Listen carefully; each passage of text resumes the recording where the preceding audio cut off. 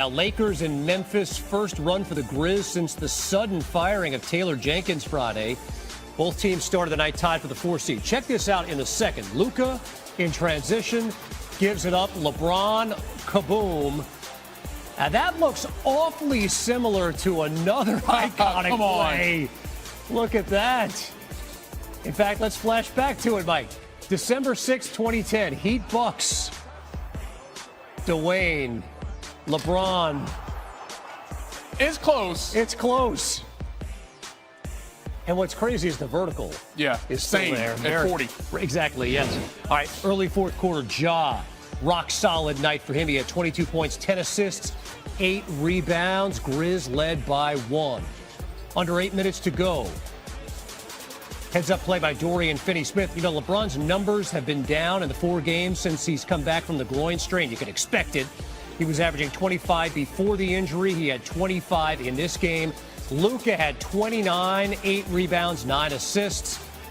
Austin Reaves had a game-high 31, and J.J. Redick and the Lakers get this one in Memphis. I think the biggest thing about our group is the response to the other night when we lose on a half-court buzzer beater. And I said before the game that we'll be ready to play, that our resolve. I'm not surprised at how hard we played and how well we played tonight. I made sure the group knew that I believed still, and that the coaching staff believed, and they were resolute in their belief in this team. All 3 of those guys, and then everybody else. Well, Luka, LeBron, and Reaves all finished with more than 20 points, 5 rebounds, and 5 assists for the second time in the same game this season. That's already tied for the most such games by any trio in Lakers history. Saturday was just the 14th time all 3 have played in the same game, and the results are pretty good. For the Thunder, the 4th highest score. Look, when I think about this Los Angeles Lakers squad, Stephen A., you brought up another point, and I made you smile. I love that. You're right. Austin Reaves is probably playing the best basketball of any third best player on a team in the NBA. And I even posed this question, which was really fascinating, on X or Threads, whatever you call it, Instagram. And I said, how do you define a player that is not an all-star, but is better than a role player? Is it an elite player? Some people said starter. Is it something we call role star? But he is forcing the conversation. A lot of people said back to me, that's straight up what Austin Reaves is. 4 straight games of 25-plus points. That is huge. And I think a lot of people were wondering, okay, what role will he have when Luka Doncic comes to town? Well, the role is he's not taking a backseat, which I love, because, prior to Luka, he was their secondary, their necessary facilitator when LeBron James didn't have the ball. You wonder, okay, how's he going to do as a tertiary? Doesn't matter. They still find ways, especially when Luka goes, 5 for 20, for him to cook, for him to eat. So it's looking like, I don't want to say it all the way yet with my chest, but it's looking like they have a big 3. And that big 3 is extremely hard to guard because they can all pass, they can all shoot, and they can all score. I'm going to say he's all-star caliber.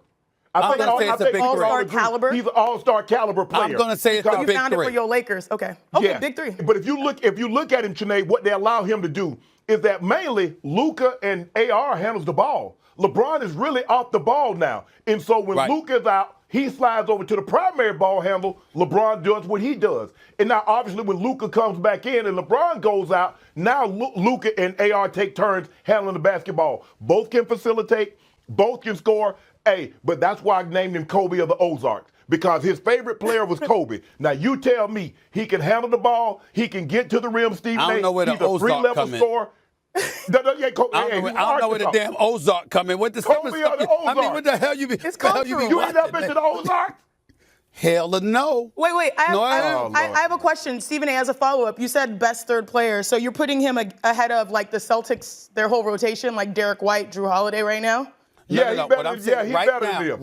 Right okay, now. Evan Mobley, right now, Darius as a Garland. Third option.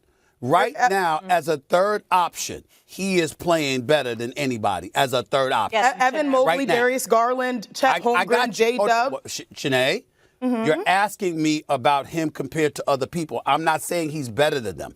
I'm saying right now he is playing better as a third option than anybody, and he is solidifying that the Lakers do indeed have a big 3. Austin Reaves can. Do you think the Lakers are the second best team in the West? Yes, but I'm not discounting the Nuggets because I saw them. I think the thing is, Perk, what's surprising about me is the inconsistency in which Jamal Murray has played this season. Because we know when he plays well, they're almost unbeatable. Because Yoke's going to give you a triple-double on a nightly basis. He's going to give you somewhere around 30, 15, and 12. That's what he gives you. But when Murray is cooking, now they're almost unbeatable. Now, do I believe in the Lakers? Absolutely. But what concerns me, Perk, is that what I've seen from LeBron is that when he gets these injuries late in the season, he's not the same LeBron as before he left. Excuse me? What? Oh, so, Yeah, wait a minute now. I don't know about you, Perk. That sounds like somebody hasn't never been. What happened to OKC, UFC, KFC, Lakers of 5? What happened to that? Oh, so now we got to sound like some good thing. I said that before he got hurt, Stephen A. Now, you remember when he first got there and he hurt that groin, he didn't come back at all. Now, he said it's not that. He didn't hear that pop. Remember when Solomon Hill rolled into his ankle and he tried to come back? How did he look, Stephen A.? Before he got injured, was he not in the MVP conversation? When he came back, did he look the same? Now you're talking about a guy that's 2, 3, 4 years older than what he was then. Had he not gotten hurt, I don't care. And I was very impressed with what I saw from OKC last night. I was like, and I'm watching this game, Perk, intently, and I'm like, Milwaukee, are y'all trying or are they that much better than you guys? I come to the realization they're just that much better than Milwaukee. But with that being said, after I watched the Lakers do what they did to the Phoenix Suns last night, when I don't go, he said the Phoenix Suns. He said the Phoenix Suns. Did he just say the Phoenix Suns? He said the Phoenix Suns. Did he say? As if that is a team we're supposed to take seriously? Hold on, really? Perk. That's not what he was saying at the beginning of the year, was it, Perk? He was talking about the Phoenix Suns. When you got KD, that was a bona-fide scorer, Perk. Perk, listen to me now. And they got Devin Booker. And they got Bradley Beal. That's not what you were saying at the beginning of the year. At the beginning. Hold on. Now I've been lamenting the state of affairs with the Phoenix Suns for the last several months, as has the basketball world. We don't know what the hell has going on with Phoenix, but this ain't new. We've been lamenting this for months. You are right. I did say that at the very beginning before the season began. Ever since the season began, I don't know what the hell is wrong with the Phoenix Suns, but you bringing them up as some litmus test to bloviate about LeBron and the Lakers? We did. No. We did that. First of all, think about what they almost took the Nuggets down without Go James. I mean, and if the referees had the referees not let Jokic beat Trent Williams and block Austin Reeves all over the court, they should have called that. But if LeBron can come back and he's let's just say